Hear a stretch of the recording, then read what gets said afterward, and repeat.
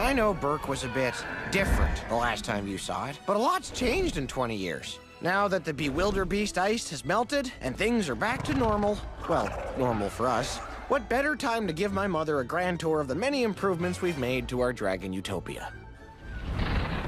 Living with giant, fire-breathing friends and their seemingly never-ending appetites comes with its fair share of challenges, like where to put them all.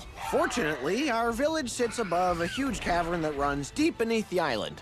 Unfortunately, Toothless and I learned this the hard way during a Whispering Death attack.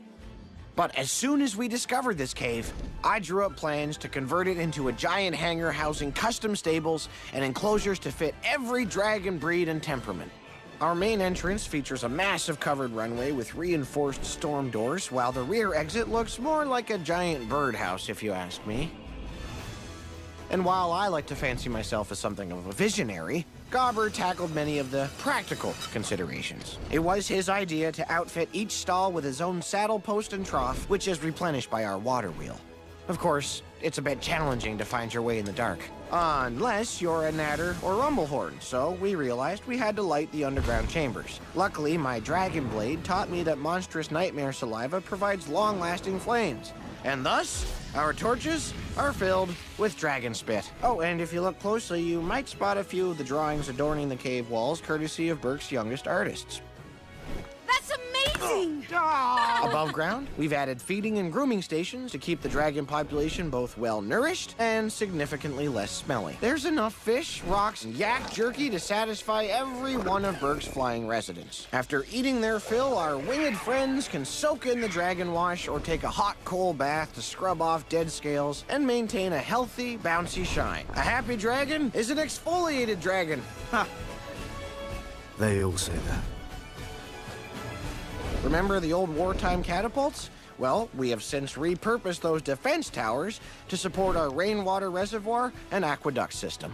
Since we didn't have the benefit of an ice-spitting dragon of our own, we built the next best thing, a network of elevated water channels to douse flames wherever they might pop up, which, on Burke, is pretty much everywhere. And that brings us to the true headquarters for all things dragon-related on Burke, the Dragon Armory. Look familiar? Well, that's right. 5 years ago, it was just Gobber's sad, pathetic little blacksmith stall. But since then, we've expanded it into a one-stop dragon service center. 41! That's me! Where we used to make weapons, we now build fireproof saddles, wing slings. Gobber even practices dragon dentistry. If only our Vikings' breath smelled half as fresh as our dragons. Not everyone appreciates this way of life. You see that windmill out back with the arms modeled after dragon wings? Its gears power all sorts of automated workshop tools, like my lathes and saws that I designed specifically for building dragon-friendly creations. I call it the nerve center of Burke, and I've got a good feeling Gobber and Grump will be seeing a lot of you around here. But Burke's acceptance of dragons isn't just limited to the things I make. You can feel the dragon love in all of the little details and flourishes decorating the island. From our totem pole perches and stained glass weather vanes, to our Great Hall tapestries and dragon racing banners. Dragon artistry is literally woven into the very fabric of life on Burke. I guess all of this is a long way of showing that change is possible, at least in the hands and hearts of the citizens of Burke.